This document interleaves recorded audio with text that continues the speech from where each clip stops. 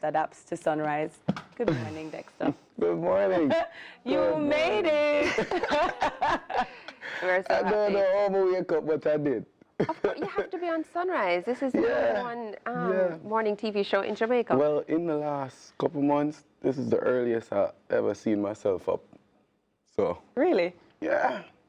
Well, you always walk us through the life of an artist, a recording artist, and why you The life of a record. Well, the life of this recording artist is, it's not that difficult, you know. It's just the timing difference.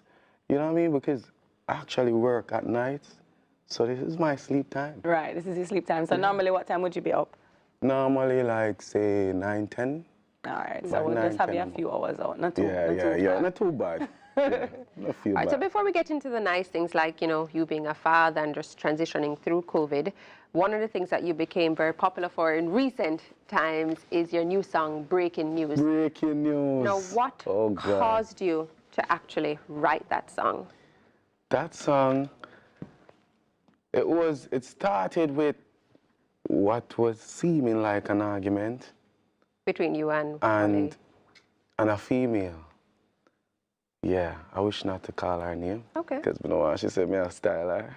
But what was happening? What was she saying? What were you saying? Like, Well, it was a vibe more like she was saying women, no, sorry, not women, child molesters and women that gets abused should be treated the same, which is, I believe child molesters should go through the death period.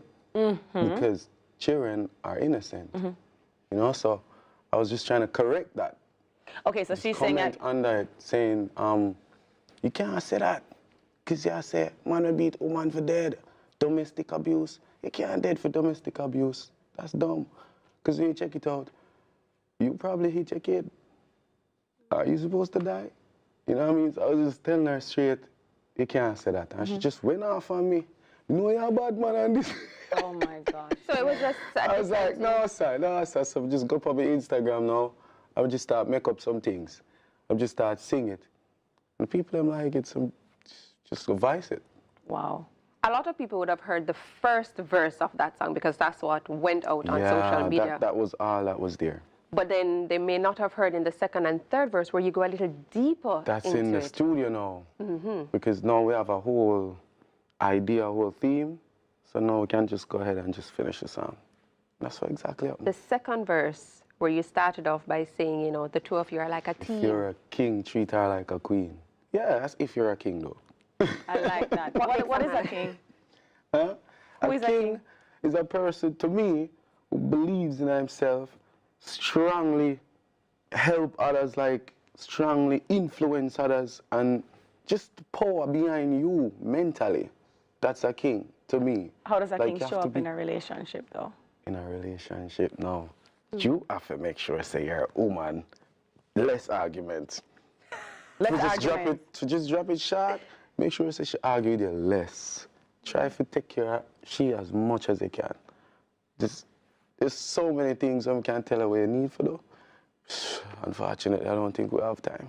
A lot of our lives, well, we all have been shaped by how we were brought up, you know, our environment. How the kind of parenting relationship we had, that kind of thing, I guess, kind of makes us show up in a relationship differently. How was your background? What was that like? Well, I grew up with my mom and dad, but my dad was mostly out.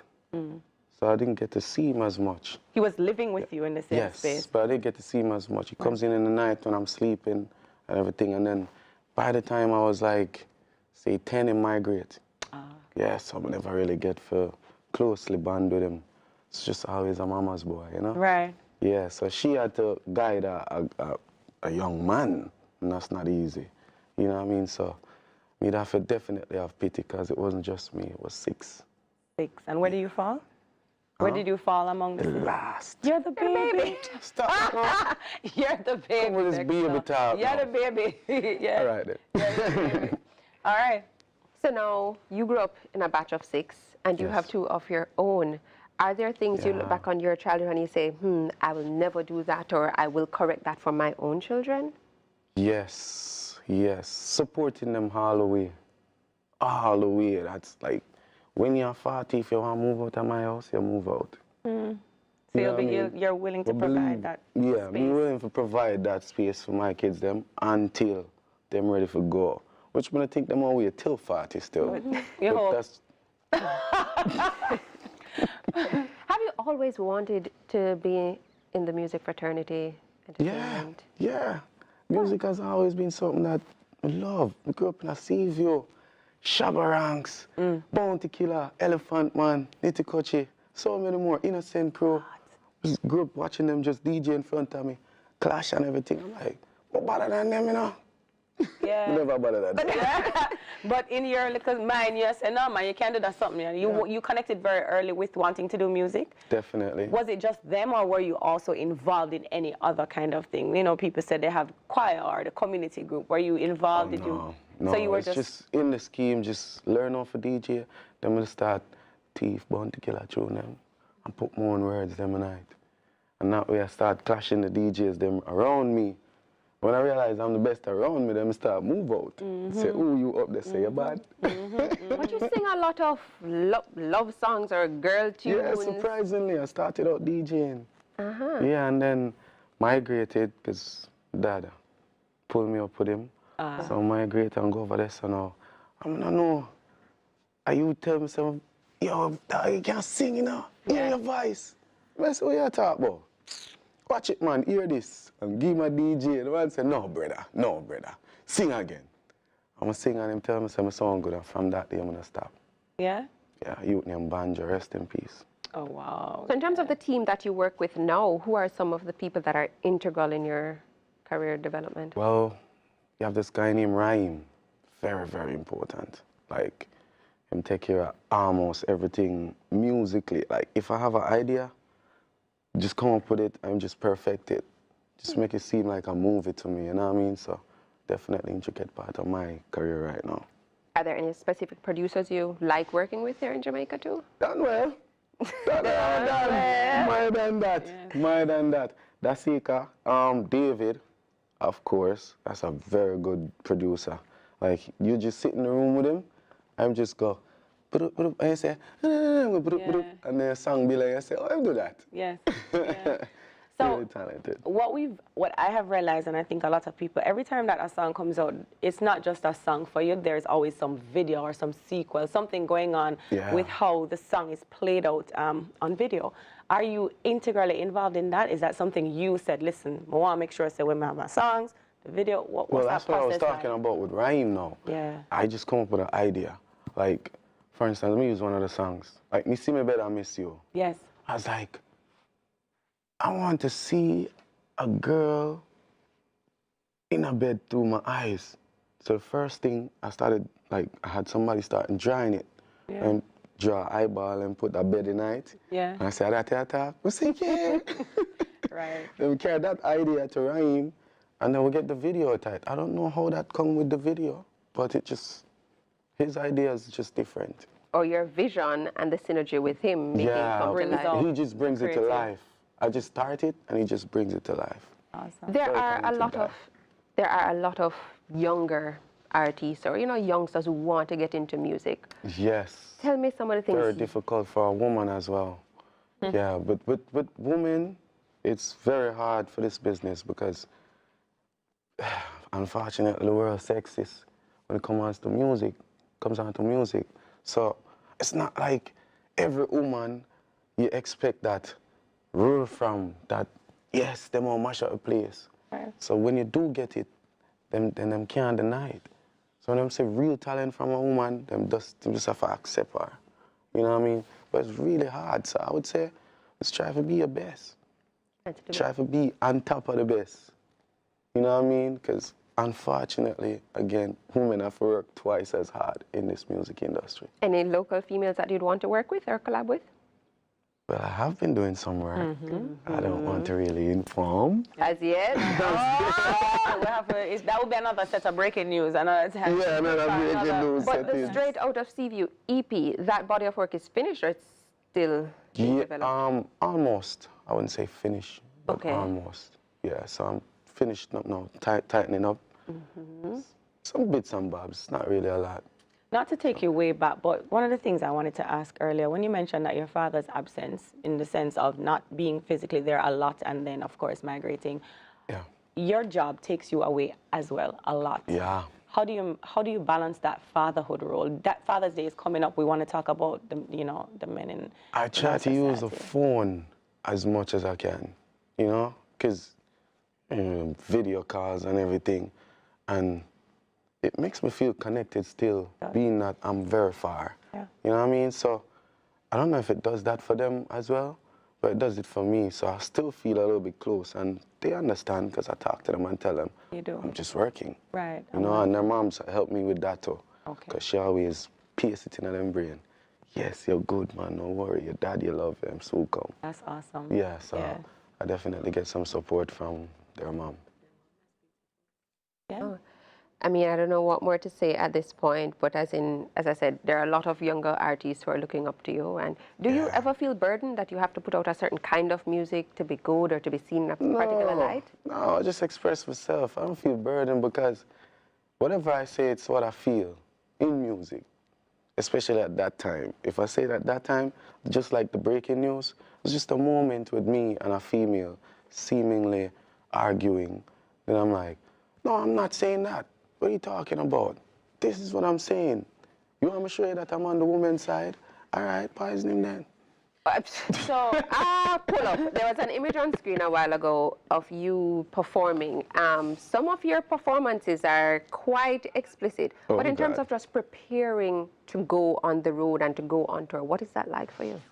To go on the road and tour, usually it's a lot, to be honest, because when I first started out going on the road, it wasn't this busy. It was like, this week I'm out, next week I'm in. This week I'm out, next week. So it's, it's like interchangeable. So I'm like, all right, this feels good. But then it starts bubble up and people want to see me. So then it becomes 3 shows in 3 days. So I'm like, what is me I do to myself? Like after the second show right here, so I start feeling it now. So you're not in the gym, you're not, how you prepare your eating, so you change your diet at all? No, play some basketball. Yeah. If it weren't music, what would you be doing? Oh, I would be on Man U professional football team right now. You think you have them skills there? I mean, if we get a football right now, you can pile me? Get a ball and see. All right, so I know for sure some of the viewers wanted us to have ask certain questions. Breaking news was one aspect which we know a lot. Social media has gone crazy with that one. Yeah, with the breaking And I know news. you in the Instagram live that we were on earlier out in the month, you mentioned a very important topic, and you shed light on what you really want the song to bring. Yeah. But even coming out of that, recently you were in the news, and that was you were away for a few days for some stuff. How are you coming from that, and how has that affected your career, and what's the whole focus? What do you want to tell your fans? I'll tell you the truth. Me personally, I just believe like God just put you in some situations so you can track your steps. You know what I mean? You can track your steps. Yeah, so you can track your steps. It's like maybe I was moving too fast. Maybe I was not thinking certain things that I needed to. So God just put me in a situation and say, just think for a second, just be right there, sir. So I'm telling you the truth. In the cell, all I was thinking was, what me that do wrong out there to make me in here? You understand? So it wasn't that effective like maybe you would think. You know what I mean? I use that time wisely. All right, and then and so for that, is it a case where you are clean and clear now, or you have to continue to go to? Oh, I've been clean. It's just they just want to check me out to see if I'm clean. So there's no more issues with going to court. There's no court cases. Everything is finished with. All this court cases is just nothing because there's nothing there. So breaking news is the news. I know, Buster. So the breaking news is definitely rocking the country, literally, and of course the Jamaican diaspora. I mean, everywhere you look, social media, memes every day. Every day. Is this what you intended for the song? No, because we just use the poison for just. This is women's defense. It's an empty threat to me. Like, literally, I don't think there's no woman that's gonna throw poison in a man's drink or food or whatever. I know it's an empty threat because it's the only defense a woman can have. It's like a man I say, hey girl, me box you down, very. She gonna say, do you think I'm not poison you? And I'm not liquor again. So your lyrics were pretty much framed by our culture, how women respond to certain things. Just to defend themselves. You know what I mean? Because as I said, it started out as an argument, well, what seemed to be an argument, and all I wanted to say was, you can't say that, because you're asking, look from another vantage point, another perspective here. Yeah, you can't just openly say anything, because I'm a fan of that person as well, believe it or not. And you did say so. Yeah, and I'm always on that person's page, like, what's she up to now? What's she up to now? I'm still on the page. And I can tell you what she's doing now. She's getting support to build some houses for some homeless people or people that live in houses that aren't that up to the standard, which I appreciate.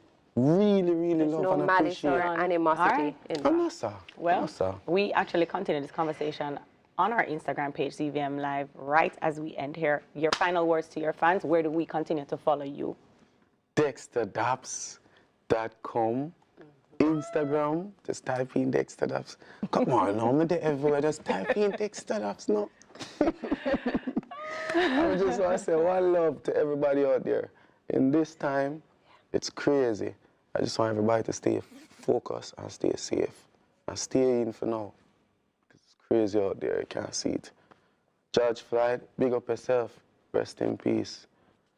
So the whole world fight down the place for George Floyd. Yeah, well, we're going to have a lot to talk about that. CVM TV. All right, so we pause for a cause. More Sunrise after these messages. Thanks for watching. Don't forget to like the video. And don't forget to subscribe.